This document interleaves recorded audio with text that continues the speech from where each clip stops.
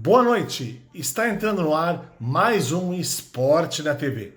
Quinta-feira, uma entrevista muito especial, professor Márcio Gonçalves, muita história legal, vocês verão em seguida. Nessa quinta-feira, Esporte na TV está nos dois jogos, Juventude e Grêmio, aspirantes à tarde, e à noite, daqui a pouco, pela Copa do Brasil. Tivemos à tarde também Grenal, categoria Sub-20. E Copa do Brasil, como o programa de ontem foi reprise, o jogo do Inter na terça confirmou vitória e a classificação 2-1. Então, vamos para o programa com Márcio Gonçalves. Boa noite. Está entrando no ar mais um Esporte na TV. Hoje, quinta-feira, dia 5 de novembro, estamos gravando, inclusive, na data. Já fizemos a apresentação com vídeo antes, com algumas situações do próprio Márcio, que é o nosso convidado, eu vou citar um pouco mais. A gente teve ontem uma situação de reprise, tá? Passou só na net, não tivemos nas redes sociais, mas hoje voltamos com um ao vivo, no caso gravado, um programa que está entrando às 7h30, 19h30, e amanhã ao vivo na bancada. No final do programa eu gravei um vídeo e vai estar passando uma explicação maior para vocês. Mas com honra, não vamos delongar demais. Tenho o prazer de ter um amigo também, que eu conheço há pelo menos quase 30 anos, que é o período que eu entrei na Fevale e eu o conheço, que é o grande Márcio Gonçalves. Boa noite, Márcio, tudo bem? Boa noite, Claudinho. Boa noite a todos que estão nos assistindo hoje. É um prazer estar contigo aqui. Fico muito feliz pelo convite. Espero trocar uma boa ideia contigo hoje, meu querido. Com certeza. O Márcio tem uma vivência e a gente se dava muito bem. A gente tinha uma turminha bem legal ali do meu início de faculdade, final da dele, e a gente participava de tudo que era evento. Ele liderou a SATAC, eu depois liderei a SATAC. Foram coisas que a gente acabou movimentando muito naquele período áureo, dos quais a gente já entrevistou várias pessoas aqui. Mas vamos começar, Márcio. O que te fez fazer, primeiro, o curso de Educação Física? Claudinho, tu sabe que eu vejo todo professor de educação física, ele é nato. Ele nasce nato para ser professor. Não tem. Tu não inventa o professor de educação física. Ou ele nasce para ser ou ele não é. Eu acredito que eu tenha nascido com esse dom de ser um professor, me transformar no professor e gostar daquilo que eu faço. Eu tenho, acho que, de berço, digamos assim. Um DNAzinho pequeno, mas eu acho que eu tenho um DNA nesse quesito. Que legal. Ó, então, aí tá a explicação, né? E, realmente, a parte da educação a gente não tem que discutir, faz muito parte da própria pessoa, né? Márcio, tu te formaste em 90... Que ano? 92, se eu não me engano. Eu É, acho que 90... eu estava na dúvida, 92, 93, foi por ali, né? por ali. Eu agora de cabeça, eu acho que a idade também um pouquinho, chegando a 57, não ajuda muito, Claudinho. Data é uma coisa que fica difícil para nós, né? Mas vamos deixar assim, vamos deixar assim. Beleza. Não, mas é uma coisa que agora, que bastante desses programas que a gente teve, é uma coisa que a gente vem discutindo bastante, a questão dos novos profissionais, talvez, terem uma dificuldade muito maior até em relação a... E eu falo que esse período ali, 85 a 95, praticamente, foi um período de ouro na Fevale. Eu gostaria que tu pudesse relatar um pouco também porque motivou muitos profissionais a serem o que são, cada um em um lugar, e hoje entrevista alguém que está no litoral e praticamente comanda o litoral na área da educação física. Não comandamos nada, a gente só faz parte do processo, faz parte aqui, tem grandes colegas aqui, tem grandes amigos aqui no litoral, pessoas altamente capacitadas. Eu tenho aqui, claro que vocês aí não conhecem, o Silvestre, que a gente considera como uma enciclopédia humana na área de atletismo, uma pessoa que tem mais de 40 anos de vivência. Tem o Celso na área do basquetebol, que é outra pessoa que levanta o basquete. Então, tem Joaquim, que trabalha muito. Então, a gente tem aqui no litoral profissionais muito bem qualificados. É só que, realmente, eu vejo aqui no litoral, vamos começar por aí um pouquinho, tá, Claudinho? E eu volto à Fevale posteriormente. Uhum. Nós temos aqui no litoral uma estrutura muito boa. Osório tem uma estrutura muito boa. Nós temos um centro esportivo que não é explorado. Se eu não me engano, acho que o Chicão já esteve por aqui, se eu não me engano, já pôde Opa, observar, né? Nós uhum. temos uma pista atlética que foi investido, mas uh, vamos deixar entre aspas, política, Uhum. tá? E vamos encerrar assim esse assunto, tá? Então, para bom entendedor, minha palavra eu julgo que basta. Mas Uhum. a época da Fevale Áurea, que a gente considera, Jorge Teixeira estava lá conosco, Douglas Viviane, você, entre o Catatal, entre inúmeras pessoas que lá passaram, deixa uma saudade enorme, deixa um carinho, um respeito pelos profissionais, e todos, eu julgo, todos foram por dedicação, todos estavam lá porque queriam estar lá, todos gostavam daquilo que estavam fazendo, e tinha uma profissão e tinha uma ideia de querer transformar.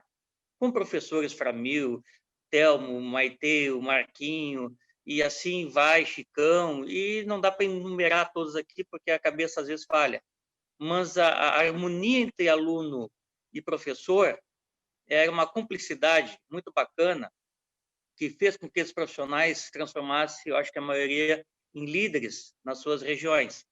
E isso eu acho que é o bonito que ficou daquela turma da Fevale, não desmerecendo os pós, no Uhum. 95, 96, que teve gente boa também, teve o Alexandre, que saiu ali, logo nós estávamos saindo, o Alexandre estava chegando, e outros tantos que chegaram. Mas aquela turma é uma turma, acho que um pouquinho velha também, já eram alguns veteranão, e isso ajudou a fazer uma harmonia muito grande. E Uhum. aí, julgo eu, que foi isso que levou essa turma, né, ser líderes, o Choco diretor, o Gaspar diretores, assim, Catatá hoje na Paraíba, e assim vai inúmeras pessoas, né, que Sim. se destacaram no seu meio. Isso eu acho que é o bonito daquilo. É. Você acha aí, esses quase todos eu já entrevistei, incluo ainda a Carla Mônaco, que também é Tá? diretora aqui na região, né? E daí teria mais alguns aí que poderíamos dizer, mas exatamente isso, acabou surgindo pessoas de plena liderança, né? Mas aí Sim. o Márcio, além dessa formação toda, ele fez 3 pós-graduações. Eu imaginava até que era 2. Quando ele me manda o currículo, eu vi que eram 3. Márcio, É, vamos lá, conta um pouquinho o porquê e o que isso te agregou. vamos começar assim, depois que eu saí, o Chicão é culpado por eu ter feito o basquete. O Chicão, naquela época, a influência dele, eu fui fazer basquete na Gama Filho, aí depois retornei, né? Trabalhei um pouco só, entrei no magistério normal, comecei, dei aula pelo estado em Nova Hartz, Sapiranga, Campo Bom, e aí tive algumas oportunidades, depois fiz concurso e passei aqui em Osório, em Imbé, e tu vai chegando e vai pensando no final da carreira, né, o Claudinho? Aposentadoria, que não é muito quando a gente se aposenta, né? Tu sabe que a gente perde um pouquinho, né, de valores. E eu comecei a pensar, digo, olha, conversando com a minha esposa, digo, vou investir num futuro próximo, uma aposentadoria. E como um filho que se voltou ao futebol, né, e eu comecei a acompanhar ele por esse mundo afora, Brasil afora, mundo afora, eu vendo a necessidade, né, de ter de clubes, não de grande porte, mas de médio, pequeno porte de gestão, de organização, planejamento, montagem de elenco, montagem anual, e tu tem que fazer todo um macro para te chegar no micro de competição, 1, 2 competições com orçamento baixo. Aí eu vi essa oportunidade surgiu lá em São Paulo com Medina, que é aquele que esteve aqui no Inter. Uhum. Ele tem a universidade lá no Museu do Futebol no Pacaembu, em São Paulo. Fiz um curso com ele, né? Ali então eu tive a oportunidade de trabalhar em alguns clubes e depois agora no final de estou fazendo, terminei o ano passado um outro, né? Também de treinamento e gestão. E Uhum. preparar quando se aposentar, pelo menos a gente ter alguma coisa para brincar, não ficar em casa parado um pouco engordando. Muito bem. Sobre essas partes até de gestão, nós vamos tocar mais no segundo bloco. Ok. Vamos destacar agora, então, acho que todo mundo que está assistindo, e a gente já notificou até, nós estamos gravando início da tarde, tá, pessoal? Tá vendo? A gente já notificou e já teve muitos comentários nos nossos grupos que a gente faz parte, das Hum, pessoas que irão acompanhando, estão acompanhando, Chicão e aí companhia. Vamos destacar a decisão do Márcio ir para o litoral. O que fez o Márcio ser o professor no litoral? Claudinho, na época, minha esposa ainda hoje já está aposentada, trabalhava no Banco do Brasil, ali em Hamburgo, né? Me E a gente atendia sabendo... muito bem, eu lembro. Até hoje lembro. Lembra, né? Exato. A Lisete ali no banco trabalhava, né? Então, a gente, em função de achar que Novo Hamburgo estava meio difícil, a função de segurança, e aí com os filhos pequenos, né? Surgiu a oportunidade dos concursos aqui, a gente foi agraciado com ter alcançado sucesso, ter passado no concurso, ter sido chamado, né? E tu junto o útil ao agradável. E o litoral a gente viu como sendo um ambiente calmo, tranquilo, né? Onde poderíamos criar os filhos tranquilamente, sem aquela tucanação do corre-corre de Novo Hamburgo, de Porto Alegre, tu sabe que, querendo ou não, é complicado, né? Tu tem que estar sempre de olho, um olho na frente e outro atrás de cada um de um lado, né? E aqui no litoral, não. Tu já tem um pouquinho mais de tranquilidade, nos levou a isso, então. E vejo eu que foi uma decisão acertada. Logo em seguida, minha esposa foi transferida para Osório também, pelo banco, e a gente está aí há 14, 15 anos aqui no litoral, e não me arrependo nem um pouquinho. Me arrependo das amizades, né? Que a gente deu por aí, mas não abandonou nenhuma. Sim. Mas em questão de local, eu não troco. Osório é uma cidade acolhedora, 47 mil habitantes, uma cidade boa, todo mundo se conhece, você pode andar na rua tranquilo. Meus filhos, quando pequenos, andavam na rua, todo mundo sabia que era filho do professor, porque tem uma notoriedade, querendo ou não, há um respeito pela pessoa do professor aqui ainda, né? Então, todo mundo era, filho do professor, filho do... E a gente conseguia com isso, então, deu uma vida mais tranquila para eles aqui no litoral. Essa que foi a base fundamental, segurança. Segurança. Muito bem. Nós vamos rapidinho aos nossos comerciais e já retornamos com o segundo bloco com o amigo e professor Márcio Gonçalves.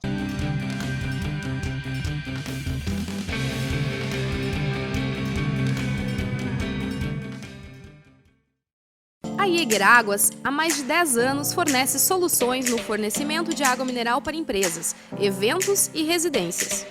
Representamos as principais marcas daqui, da nossa região. Nossos entregadores são treinados e identificados para sua segurança. Temos uma logística que garante agilidade no atendimento. Siga a Jäger no Instagram e Facebook e confira toda a linha de produtos que trabalhamos. Água mineral é na Jäger Águas. Pra comprar novo ou consertar, tem quase tudo, é só chegar. Nossa amizade tem um tempão, te encontro em Novo Hamburgo e Capão. Pra minha empresa ou pro meu lar, produtos, peças, serviços, bazar. Tem quase tudo e tudo que há, é muito bom, é Tecnolar. Tecnolar, Tecnolar, Tecnolar, Tecnolar.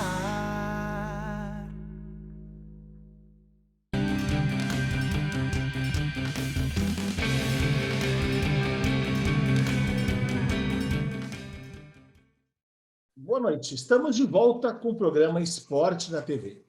Nesta noite, quinta-feira, estamos com um grande convidado, um amigo do litoral, vamos dizer, a gente já falou isso bastante no primeiro bloco, o professor Márcio Gonçalves.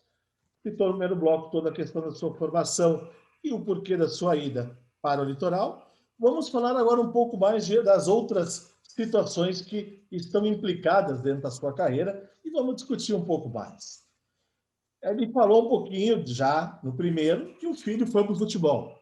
Márcio, conta um pouco para nós como é que se deu essa carreira ou como está se dando a carreira do teu garoto. Claudinho, o caso do Mano, que eu chamo de Mano Luiz Henrique, né? O caso do Mano aqui, ele começou no GEPOL, aqui em Osório, né? Começou lá em Novo Hamburgo mesmo, jogando futsal ali. Ele jogou algum tempo futsal e com o Guto ali, tinha o Guto, que trabalhava na PENAC, né? Sim, no projeto da prefeitura, na época, né? Ele e César. Exatamente. Aí ele pegou naquela época ali, depois a gente veio, ele começou a jogar aqui no litoral. E aí o pessoal ocupar o espaço dele, ele foi jogar campo aqui no GPOL, né? E dali ele foi indo, aí ele aparentemente tinha uma potencialidade muito grande, né? Um canhoto, na época forte, grandão, meio grandão assim, e aí botaram ele de zagueiro pela esquerda, ele se deu bem. Disputando o campeonato aqui, ele foi parar no Juventude. Ficou no Juventude uns 2 anos e 3 anos, ficou no Juventude. E após isso, obviamente que hoje você precisa de um empresário, né? O futebol hoje é baseado em empresário. Eu digo e assino embaixo o que eu estou dizendo. 90%. 15 diante, sem empresário, tu não vai adiante, né? Se não, exato, agora tu falou a palavra-chave. Se não tiver empresário, não vai adiante, né? E ele teve uma chance até uma época, logo no Juventude, de ir para o Grêmio, mas a pessoa que tinha levado ele não nos comunicou nada, não nos falou, e a chance passou. Aí depois, obviamente, ele foi dispensado do Juventude, como de praxe era. Ele foi parar no Paulista de Jundiaí, onde ele se tornou vice-campeão paulista. Aí tem uma passagem pelo Cruzeiro, onde ele não se adaptou, porque a base do Cruzeiro, Toca da Raposa, quase todo o campo é sintético. Era sintético, ele não conseguia, os pés inchava de bolha, e aí não conseguiu se adaptar, veio, andou pelo Brasil de Pelotas, jogou no Brasil um bom tempo, aí foi logo que deu o acidente aquele do ônibus do viaduto. Apareceu o atacante maior da... Milá, né? O Milá. Exatamente. E aí, logo em seguida, o Brasil fechou a base dele, né?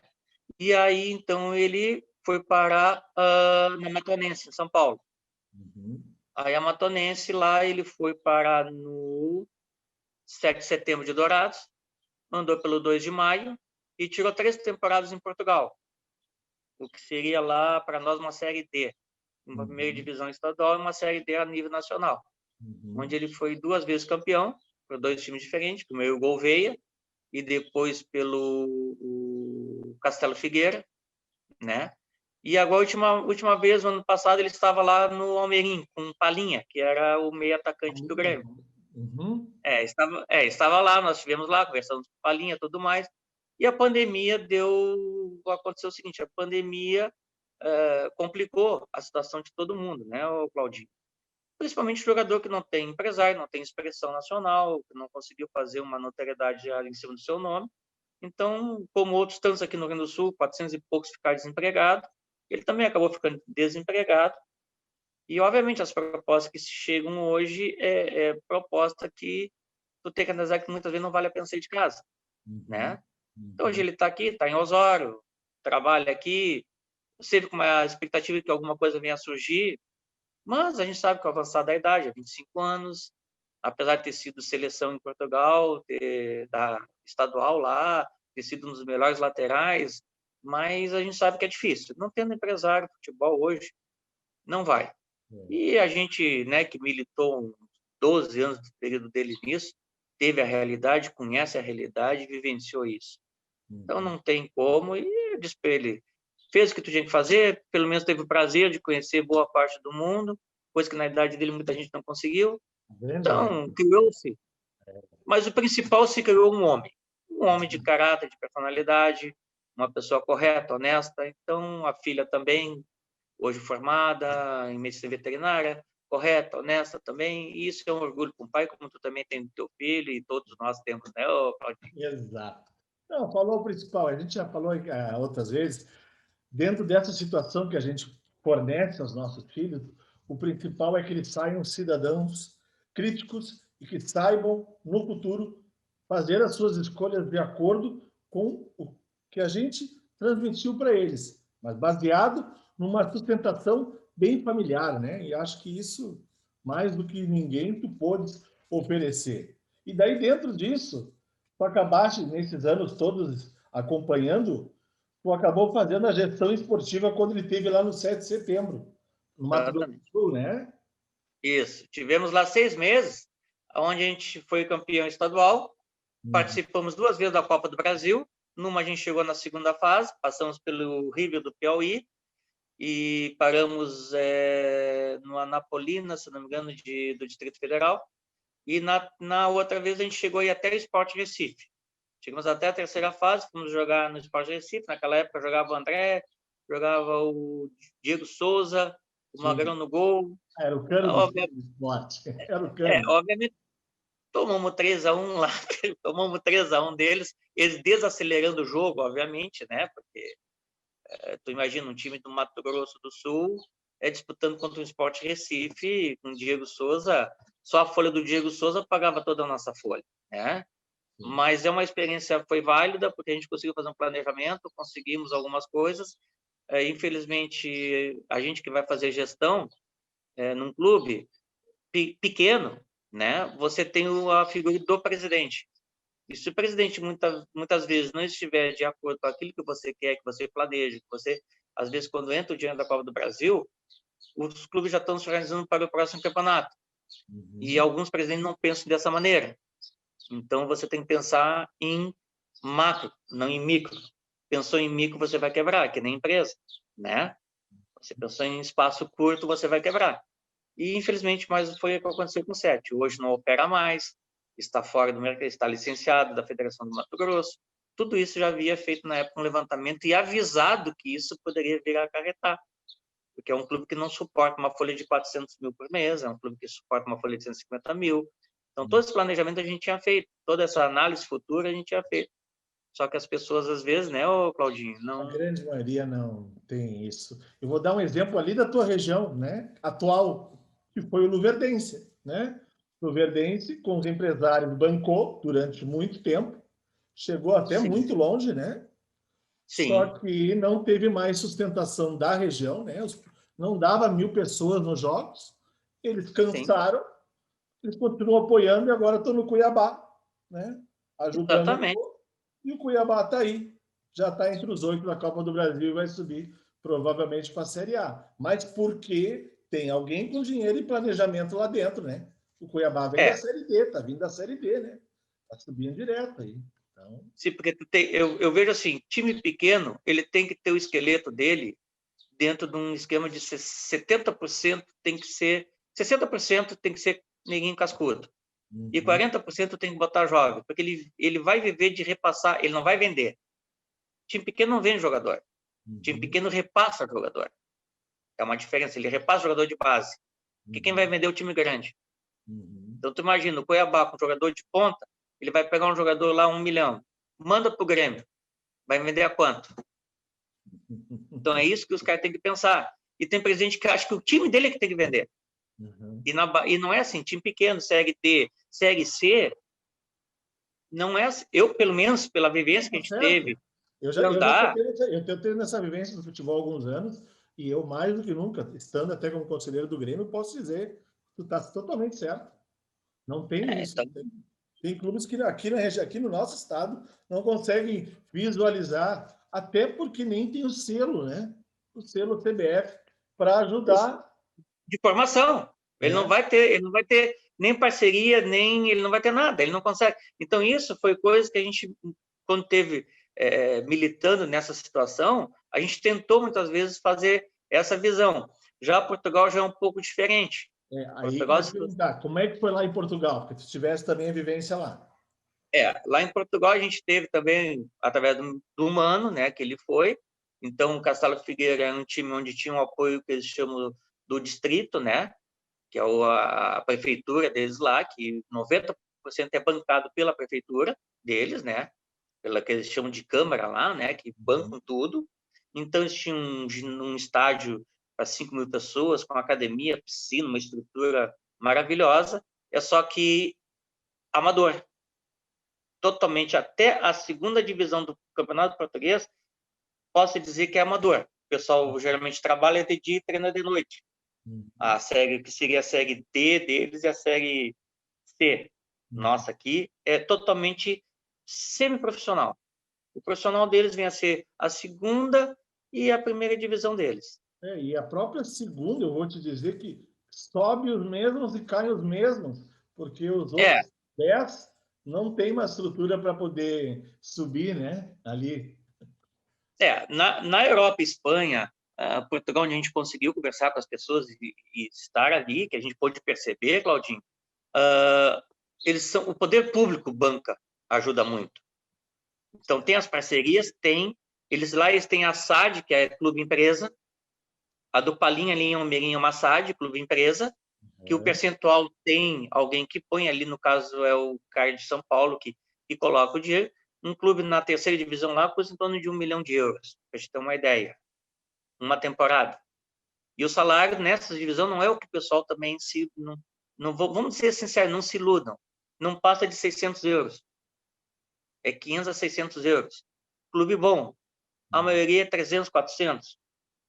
Então, sabe? Então, são realidades que às vezes a pessoa vai para lá e não se dá conta. Mas também vai muita gente porque o empresário paga. Sim. Paga para ir para lá. E aí, quando está jogando, o empresário pagou, ele tem a preferência de escalar o jogador. E o que é lá não é só em Portugal. Aqui no Brasil a gente sabe que acontece assim. A gente sabe, e a gente está nessa vibe há muito tempo, entendeu? Mas eu digo assim, ó, são experiências e a gente vai aprendendo. Eu quero ver logo, depois que eu me aposentar, a gente consegue trabalhar um pouquinho nesse ramo, mas numa questão séria, que tu não vai viver disso. Uhum. Eu penso assim, não dá para te viver nisso. Pensar em viver disso, né? Não tem como. E, por fim, nosso programa é curto, mas eu acho que muito importante destacar que é uma pergunta que eu também fiz para os demais colegas de área, são ou foram diretores de escola. E, atualmente, tu é vice-diretor do EJA, aí, em Imbé ou Osório? Qual das duas cidades? Imbé. Me diga, a que se deve, acho que é bom destacar, talvez, essa destaque que os profissionais da área de educação física acabam assumindo esses papéis de liderança. Claudinha, aqui no litoral, entre o Osório que eu dou aula e no Imbé, eu posso te dizer assim, nós temos aí em torno de 1, 2, 3, 4, 5, 6, nós somos 7. Eu conheço 7 colegas que são diretores de escola. Certo. 7 colegas de educação física que hoje são diretores de escola. Que são diretores de escola. Então, não se tu pegar matemática, português e história, não tem tanto quanto nós. Nós estamos dominando o campinho, tá? Não o meio de campo, para ganhar o jogo. Mas, assim, o que eu considero, a maioria aqui, Osório é eleição, onde os alunos votam, os pais votam, e, obviamente, a simpatia que o aluno tem por nós nos eleva a um patamar diferenciado, e a gente, sem fazer campanha, tu já ganha, né? E lá no Imbé, não. Lá no Imbé é indicação do prefeito. É uma questão mais política. E ali no Imbé, aqui, quase todos eles foram eleitos, e bem eleitos, quase todos eles. Quando falo que o professor de educação física vai, a maioria não vai, porque o aluno confia, o aluno acredita, o aluno nos vê como um pai, nos vê como mãe, o amor paterno, fraterno. Então, quer dizer, ele tem aquela empatia conosco, ele está no campo aberto conosco, ele não está numa sala fechada, ele confia em nós, e a gente nunca pode quebrar essa confiança do nosso aluno. Então, quando ele está no pátio, ele encosta, ele vem conversar contigo, ele te conta a privacidade que tu tem que ser aquela pessoa que vai escutar e não vai passar adiante, muitas vezes nem para a direção da escola tu vai passar, que aquela é uma questão que ele está depositando uma confiança, depois você pode tentar uma situação. Eu vejo isso, essa é a nossa grande vantagem, tá? Em relação a outras matérias, né? E assim, a nível de Imbé, que é uma questão mais política, eu hoje estou no EJA à noite, porque pelo julgar do prefeito tinha que ser um homem, até porque a noite é mais pesada, a noite é complicada, o pessoal trabalha. Né? A diversidade de alunos é muito grande, não é homogêneo, né?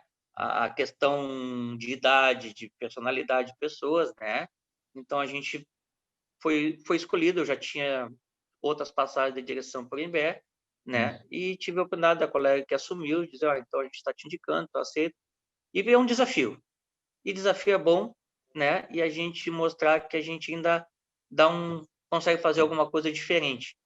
E a gente conseguiu, deu essa pandemia, o nosso planejamento ficou meio atravessado, está complicado, não vou dizer que não, é muito complicado, né? A nível de direção de noturno, há um abandono muito grande, ó, isso é esperado, né? Mas a gente está buscando. Como direção, a gente está tentando agir da melhor maneira, né? E com o professor nessa pandemia também, olha, imagina os colegas que não estão passando. Pois é. Eu até acho que tu é privilegiado aí. Eu estou pensando no que tu pode fazer. Aqui eu sei que os colegas estão se virando mais do que o normal, muito mais do que seria o normal. Aqueles que dizem, né, que nós não estamos fazendo nada, Claudinho, estão muito enganados. Eu nunca trabalhei tanto, porque eu não tenho hora, eu não tenho dia, eu não tenho momento nenhum. Eu tenho 2 aparelhos de telefone, WhatsApp, Facebook, Instagram e tudo que tu imaginares, toda hora pai, mãe, todo mundo mandando mensagem. Eu tenho caderno virtual, eu tenho matéria para mandar. Na nossa área de educação física, a gente tem que pensar que eu tenho aluno que não tem a bola, eu tenho aluno que não tem a prática, ele está sozinho na casa dele, aqui na minha região principalmente, ele não tem ninguém que vai praticar com ele um movimento de um jump no basquete, uma cortada e sei lá, um bloqueio, né? Um arremesso de queda no handebol, eu não tenho como fazer isso com ele, e eu tenho que dizer para ele que ele tem que fazer isso, eu tenho que mandar o conteúdo para ele. Então, imagina os colegas que não estão passando, que não está sendo fácil para ninguém. Literalmente. Márcio, estourou nosso tempo. Mensagem final, 30 segundos, para o nosso telespectador, para a Vivi, para o Chicão, para os nossos amigos, para quem quiser. Pessoal, dizer que a gente está vivo, bem vivo, graças a Deus. Estamos com muito amor, com muito carinho no coração. Um grande beijo, um grande abraço. Não desistam, continuem e persistam, que a vida é muito curta e nós temos muito a dar para ela ainda. Tá? Um grande beijo no coração de todo mundo. Um beijo e um abraço. Show de bola. Muito obrigado, Márcio. Do coração, obrigado, convite, ter aceito. Tá? O programa é sensacional. E vamos falar mais em breve, com certeza. Tá bom? Com certeza. Tá bom. Um grande abraço, tá? Recado final do vídeo que você verá a seguir. Depois dessa baita entrevista com Márcio Gonçalves, informando a vocês, amanhã, programa ao vivo, onde nós estaremos tratando sobre a Copa do Brasil, já com o sorteio realizado, fazendo uma análise, contando números e etc. E contamos com você para a participação ao vivo e para ganhar um brinde especial. Participe! Amanhã!